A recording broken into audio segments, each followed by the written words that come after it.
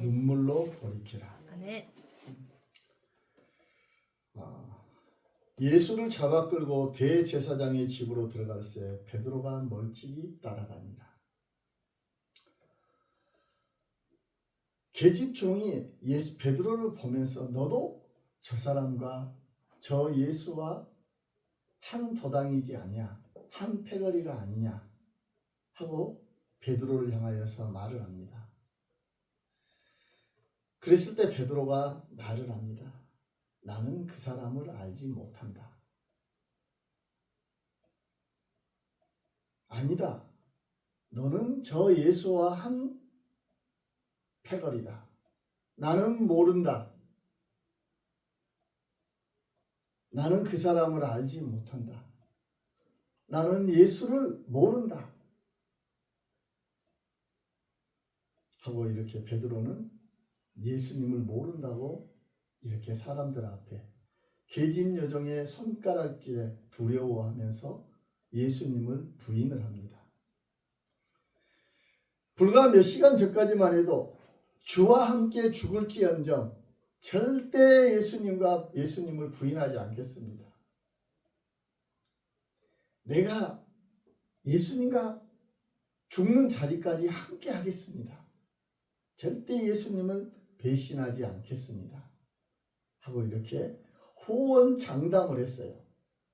그런데 몇 시간도, 하루도 아니고 몇 시간도 지나지 않아서 이렇게 예수님을 모른다고 부인하는 이 베드로를 봅니다. 베드로는 예수님과 함께 있었을 때는 정말로 두려움이 없었어요. 기적의 역사의 어떤 그런 수많은 현장에서 예수님과 함께 하였을 때는 정말로 무엇이든지 다 할 수가 있었을 것 같고, 예수님과 함께하면 모든 것이 만사형통일 것 같았어요. 그런데 예수님이 이제는 잡혀가셔서 베드로는 이런 환경 속에서 현실 앞에서 두려워하고 사람들의 시선이 보면서 두려워하면서 자신만 살려고 이렇게 예수님을 모른다고 이렇게 말하는 것을 보게 됩니다. 할렐루야. 아멘. 여러분, 베드로는 이 현실 앞에서 이렇게 무너졌어요. 죽음까지도 함께 하겠다는 이런 맹세가 현실 앞에서 이렇게 너무 쉽게 무너져 버리는 거예요. 여러분, 그것이 바로 우리 인생의 연약함이라는 것을 우리는 깨달아야 될 줄 믿습니다. 아멘. 사람은 강한 것 같으나 정말로 유리보다 더 깨어지기 쉬운 것이 사람의 마음이에요. 그러므로 사람은 절대 맹세하면 안 돼요. 하나님 앞에서도 맹세하지 말고, 사람 가운데서도 맹세하지 말고, 환경에서도 맹세하지 말고. 왜? 너희들은 아침에 있는 이 안개가 순식간에 사라지는 것처럼 우리가 하는 맹세는 어느 순간에 다 사라져버릴 수밖에 없는 그런 연약한 존재인이라는 것을 깨달아 알아야 되는 것입니다. 아멘. 아멘. 현실 앞에서 이렇게 베드로가 예수님을 모른다고 했다는 것은 무엇이에요? 두려움이에요. 두려움 가운데서 하나님이 아니고 예수님이 아니고 자기 자신을 지키고자 하는 자기 자신이 중심이 된 상태예요. 다른 것 안 보여요. 예수님도 안 보이고 모든 건 안 보여. 하나님도 안 보이고 아무것도 안 보여. 두려움 가운데서 자기 자신을 지키고자 하는 이 마음이에요. 두려움은 무엇이냐면 단순한 어떤 그런 감정이 아니라 두려움은 하나님보다 상황을 더 크게 보는 것이에요. 하나님보다, 예수님보다 우리의 믿음의 어떤 그런 가운데 있는 것이 아니라 상황을 더 크게 보는 거예요. 더 크게 보는 것에 우리는 쏠리게 되는 거예요. 창세기 3장에 보면은 아담이 하나님께서 먹지 말라는 이 선악을 알게 하는 그 열매를 먹고 숨잖아요. 아담아 아담아 어디 있느냐? 왜 숨었느냐? 내가 두려워하여 숨었나이다. 아담이 죄를 짓기 이전에는 하나님과 친밀했어요. 할렐루야. 아멘. 여러분, 우리의 신앙도 믿음 안에서 성령 하나님과 이런 친밀함의 교제가 있는 저와 여러분 되기를 축원합니다. 아멘. 그래요. 아버지와 옛말에 그 부자유친이라는 말도 있잖아요. 부모와 아버지와 자식은 친밀함이 있어야 돼. 육체적인 어떤 부모와 자식 간에도 이렇게 친밀함이 있는 것처럼 또한 영적인 하나님, 우리의 아버지인 하나님 아버지, 성령 하나님과도 이런 친밀함을 누리는 저와 여러분 되기를 축원합니다. 아멘. 아담이 죄를 짓기 이전에는 하나님과 이런 친밀함이 있었어요.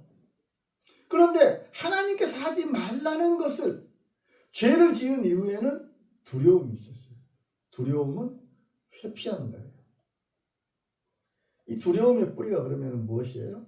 두려움의 시작은 하나님과의 관계 단절이라는 것을 우리가 알 수 있습니다. 아멘. 그래서 베드로도 예수님보다 현실을 보는 순간 그의 맹세가 다 무너지게 된 것입니다. 그리고 이 베드로는 예수님을 모른다고 하는 것은 사람의 시선이었어요. 계집종의 시선, 계집종의 그 말 한마디, 그리고 그 대제사장 뜰에 있던 수많은 사람들의 그 주위에 있었던 사람들의 그 시선, 과연 저 베드로가 무슨 말을 할 것인가, 저 사람이 무슨 말을 할 것인가, 다 귀를 기울이고 있었을 것입니다. 인간은 본래 어떤 삶을 살아가야 되냐면 하나님 앞에서 살아야 되는 줄 믿습니다. 아멘. 요즘 코람데오, 하나님 앞에서 살아는 그런 말을 많이 듣잖아요. 오늘날 교회는 하나님의 사람은, 그리스도인은, 목사는, 성도는 하나님 앞에서 살아야 될 줄 믿습니다. 아멘. 하나님 앞에서 살아야 돼요. 하나님 중심, 사람 중심이 아니라, 사람의 시선을 보면서 살아가는 것이 아니라 하나님 중심으로 말씀 안에서 우리는 살아가야 되는 것입니다. 아멘. 그것이 바로 그리스도인이에요. 환경에서 이리저리 막 휩쓸리는 것이 아니라 하나님의 말씀 안에서, 우리의 신앙은 성경에서 시작되었기 때문에 성경의 말씀에 근거해서 말씀에서 벗어나지 말고 말씀 위에서 우리는 살아가야 될 줄 믿습니다. 아멘. 사람을 이렇게 시선들을 두려워하는 이 베드로, 사람들의 시선을 이렇게 보면서 두려워하기 때문에 예수님을 향하여서 맹세했던 그 맹세가 순식간에 무너지게 되는 것이고, 예수를 모른다고 이렇게 말을 하게 되는 거예요. 그렇게 말하는 것은 이유 뭐예요? 사람한테 인정받으면 안정이잖아요. 평안이잖아요. 그 당시에는 나는 예수를 모른다, 저 사람은 난 전혀 모르는 사람이다 하고 이렇게 이야기를 부인하는 것, 그곳에서 베드로는 어떠한 해를 입지 않잖아요.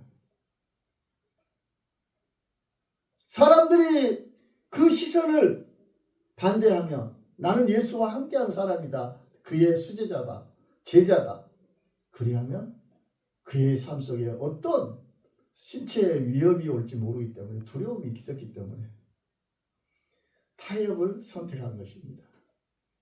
오늘날 우리들도 그리스도인으로서 하나님의 말씀을 저버리고 우리의 보이는 사람들의 시선을 인정받기 위해서, 사람들에게 인정받으려고 하나님을 외면하는 그러한 자가 되지 않도록 우리들 자신을 돌아보는 우리 모두가 되어지기를 축원합니다. 아멘. 우리는, 이 사람은 항상 자기 본능이 있어요. 자기 본능. 말하지 않아도 이렇게 자기 사랑이 있어요. 자기 사랑. 그래서 이 자기 사랑이라는 것은 무엇이냐면은 자기 안으로 어떤 굽어진 어떤 그런 마음의 상태를 이야기하는 거예요. 자기 자신을 이렇게 보호하고자 하는 거. 죄가 이 세상에 오기 전에는, 죄 타락하기 전에는 하나님 중심으로 살았어요. 하나님 중심으로 하나님의 말씀 안에서, 하나님의 뜻 아래서, 하나님의 나라에서, 하나님께서 지으신 그 에덴 동산에서 항상 살았는데, 타락한 이후에, 죄 아래에 있는 팔린 이후에는 자기 보전의 중심, 자기를 이렇게 지키려는 어떤 그러한 것으로 이렇게 모든 것을 생각하면서 살아간다는 것이에요. 그래서 사람은 위기 앞에서 믿음을 지키고 하나님의 사람으로서 죽겠다가 아니라 내가 살아야 한다, 이것을 선택하는 것이에요. 베드로의 이런 부인을, 예수님을 모른다고 부인하는 것을 보면서 우리는 이렇게 생각을 해요. 나라면 그러지 않을 것인데, 나라면 그러지 않을 것인데. 아니에요. 베드로의 부인은 예수님을 모른다고 이렇게 배신하는 어떤 배신이라기보다 죄 아래 있는 인간의 자연스러운 모습이라는 거예요. 죄 아래 있는, 연약한 죄 아래에 있는 우리 인간의 그 본성을 이렇게 이 자연스러운 반응을 이렇게 나타내는 것입니다. 의지의 문제가 아니라, 내가 결심해서 이것을 반드시 지킬 것이라는 어떤 그런 의지의 어떤 문제가 아니라 본성의 문제예요. 죄 아래 팔린 이후에. 원래 우리는 하나님의 그 말씀을 지킬 수 있는 그런 존재가 아니에요. 우리가 예수 그리스도 안에서 하나님의 자녀가 되었지만 또한 하나님의 말씀 안에서 우리가 항상 의롭게 사는 거 아니잖아요. 이 육체를 가지고 있는 동안, 이 육신 가운데 살아가는 동안 우리는, 우리의 의지는 약하고 우리는 흔들리는 존재예요. 흔들리는 존재. 그렇기 때문에 우리는 예수 안에서 하나님의 자녀가 되었지만 끊임없이 우리의 삶을 보면서 회개하며, 하루하루의 삶의 모든 것을 부족하고 연약한 것을 돌아보면서 회개하면서 성화되어가는 삶을 살아가야 돼야 될 줄 믿습니다. 아멘. 선을 행하기를 원하나 악이 함께 있다고 로마서에 말씀한 것처럼 우리는 하나님의 뜻 안에서 살기를 원하지만 또한 우리가 넘어지는 것이 우리의 인생의 모습이라는 것을 생각하는 우리 모두가 되어지기를 축원합니다. 아멘. 그렇기 때문에 우리는 하나님 앞에 구원받는 것이 우리의 의로움으로서 구원받는 것이 아니라 예수 그리스도의 십자가의 보혈로서 구원함을 얻는 거예요. 죄사함을 얻는 거예요. 그리고 우리가 예수 그리스도의 보혈로 죄사함을 얻고 하나님 앞에 의로운 자로서 구원받은 자가 되었으나 그 구원을 계속 내가 이 세상 살아가는 동안, 육신을 가지고 살아가는 동안 이 구원도 예수님의 전적인 예수의 영인 성령님의 은혜 안에서 우리가 이 구원을 유지해 갈 수가 있다는 것입니다. 그리고 그 구원의 완성은 이 육신의 장막을 벗을 때 이 성화의 모든 것이 완전히 이루어지는 줄 믿습니다. 아멘. 베드로의 이 인간적인 이 연약함은 절망이 아니고 그에게 필요한 것은 복음이 필요하다는 것입니다. 아멘. 할렐루야. 아멘.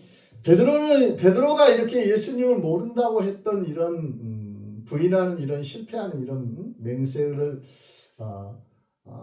이렇게 맹세가 깨어지고 이렇게 실패하는 이 모습은 우리 인간이 어떠한 존재인지 이렇게 잘 드러내고 있습니다. 여러분, 우리는 강하지 않습니다. 강한 것 같으나 강하지 않은 것이 우리예요. 그리고 우리는 예수님 앞에 충성된 그런 믿음의 용사인 것 같으나 또한 우리가 어느 순간에 또 무너지기가 쉬운 것이 우리 자신이라는 것을 항상 기억하는 우리 모두가 되어지기를 축원합니다. 아멘. 그러므로 우리가 필요한 것은 뭐예요?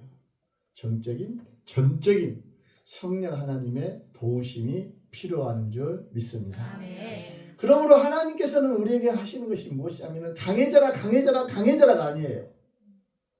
나를 의지해라. 아멘. 의지하라인 줄 믿습니다. 아멘.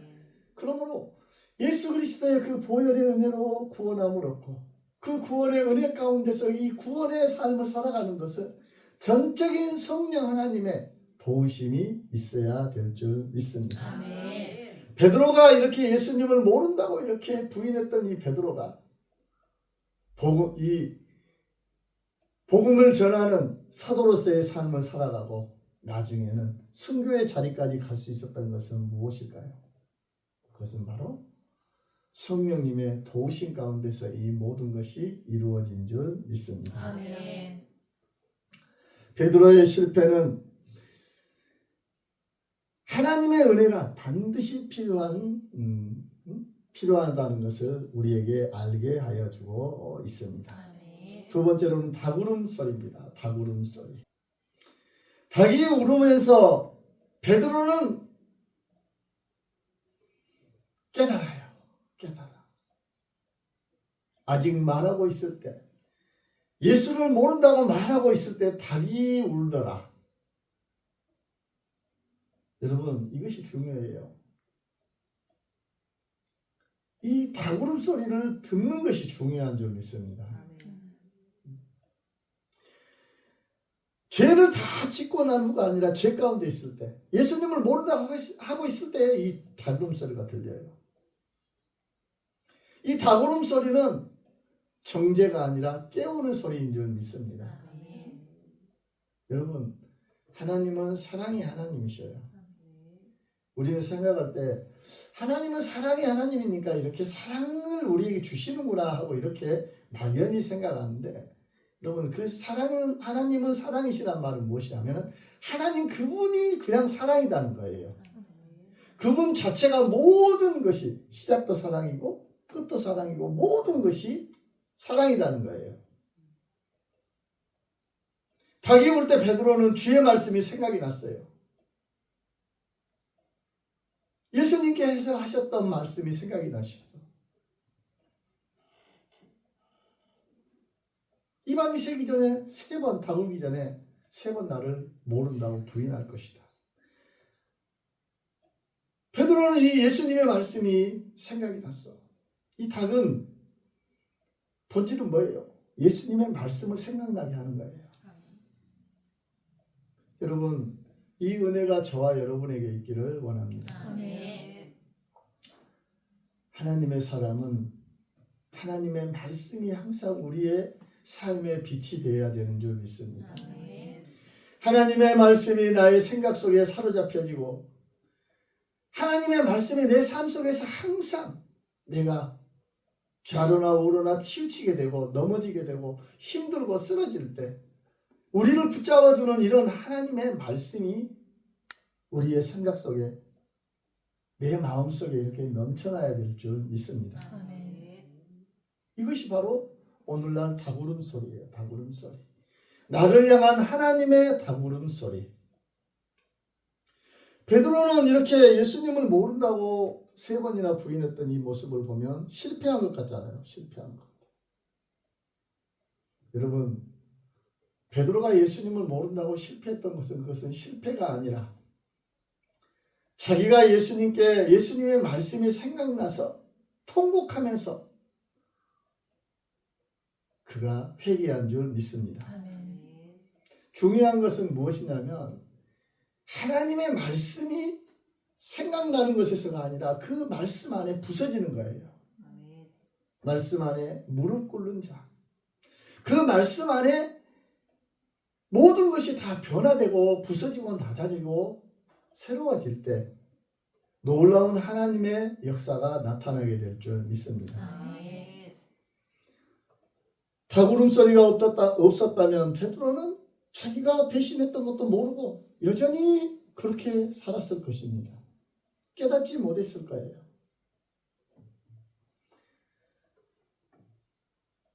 중요한 것은 무엇이냐면 실패하는 것보다 깨닫지 못하는 거예요. 중요한 것은 무엇이냐면 실패보다 하나님의 말씀을 깨닫지 못하는 거. 오늘날 교회 와서 예배드리고 참 은혜 받았다고 웃으면서 즐거워하고 돌아가면서 정말로 나에게 주어진 레마의 말씀을 하나를 붙들지 못하고 내 가슴을 찌르는 그런 말씀을 붙들지 못하면 문제가 있는 거예요. 여러분, 사람은 하나님의 사람으로서 우리가 그리스도인으로 살아가지만 우리는 세상에서 오는 모든 삶의 환경이 하나님의 말씀 안에 있는 것이 아니라 이 공중 권세 잡은 이 세상의 모든 문화는 죄에 대한 문화예요. 그렇기 때문에 우리가 하나님의 말씀 안에서 천국의 그 가치관을 가지고 살아가는 것은 어려워요. 쉼 없이 세상 것이 우리에게 몰려와요. 보는 것, 내가 살아가는 모든 환경에서 다가와요. 그랬을 때 항상 우리는 하나님의 말씀으로 인하여서 우리의 마음을 옥토밭으로 기경해야 될 줄 믿습니다. 이 말씀의 은혜가 있어야 돼요. 이 말씀의 은혜, 다구름소리에 그 깨닫는 그런 마음이 없으면 계속 사람들이 다니는 그 길가밭이 돼서 굳은 땅, 굳은 마음, 굳은 땅이 되고 가시덤불이 가득한 밭이 되고 돌이 많은 돌짝밭이 되는 것이고 열매를 맺지는 못해요. 베드로는 밖에 나가서 심히 통곡합니다. 예수님의 말씀이 생각이 나서 심히 통곡해요. 이 깨달음이 회개의 시작인 줄 믿습니다. 아멘. 우리도 이 세상에 살아가면서 이 베드로가 이 다구름 소리를 통하여서 심히 통곡하고 예수님의 말씀이 생각나서 예수님을 생각했던 것처럼 우리들도 하나님의 말씀 안에서 철저히 부서지고 낮아지고 변화되는 우리 모두가 되어지기를 축원합니다. 아멘. 세 번째로는 예수님의 시선이에요. 주께서 돌이켜 베드로를 보시니 60절에 베드로가 이르되 이 사람아 나는 네가 하는 말을 알지 못하노라고 아직 말하고 있을 때에 닭이 곧 울더라. 주께서 돌이켜 베드로를 보시니 예수님은 책망하지 않으셨어요. 뭔 소리 하느냐 하고 이렇게 책망하지 않으셨어요. 소리치지도 않으셨어요. 그저 바라보셨어요. 너 왜 그러니? 그런 눈빛이었을까요? 아니에요. 말 없이 바라보셨습니다. 여러분, 우리는 넘어질 수밖에 없는 연약한 존재인 것을 항상 기억하시기 바랍니다. 아멘. 삶에서 맹세하지 마세요.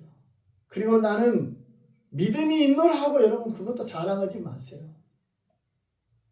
나는 어떠한 시험과 환난이 올지라도 나는 믿음을 지킬 것이다. 장담하지 마세요.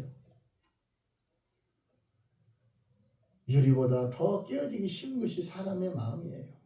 오직 성령님을 더 의지하는 우리 모두가 되어지기를 축원합니다. 아멘. 주와 함께 죽을지언정 하고 이렇게 맹세를 했는데 모른다고 3번이나 부인하는 이 베드로. 그것이 바로 인간의 모습입니다. 강해 보이지만 약하고 충성한 것 같지만 쉽게 무너지는 것이 인간인 것입니다. 예수님은 벌써 다 알고 계셨어요. 이 베드로의 이런 모든 것들을. 베드로를 바라보는 이 예수님의 눈빛은 정죄의 눈빛도 아니고 내가 뭘 했냐 하는 그런 눈빛도 아니었어요. 나는 알고 있다. 그래도 나는 너를 사랑한다. 사랑의 눈빛인 줄 믿습니다. 아멘. 할렐루야. 아멘. 여러분, 그 사랑이 우리를 살리는 줄 믿습니다. 아멘. 예수님의 눈빛에 베드로는 무너지고 베드로는 밖에 나가 심히 통곡하면서 웁니다. 실패해서가 아니고 들켜서가 아니고 예수님의 그 사랑의 눈빛에 철저히 부서지고 통곡한 줄 믿습니다.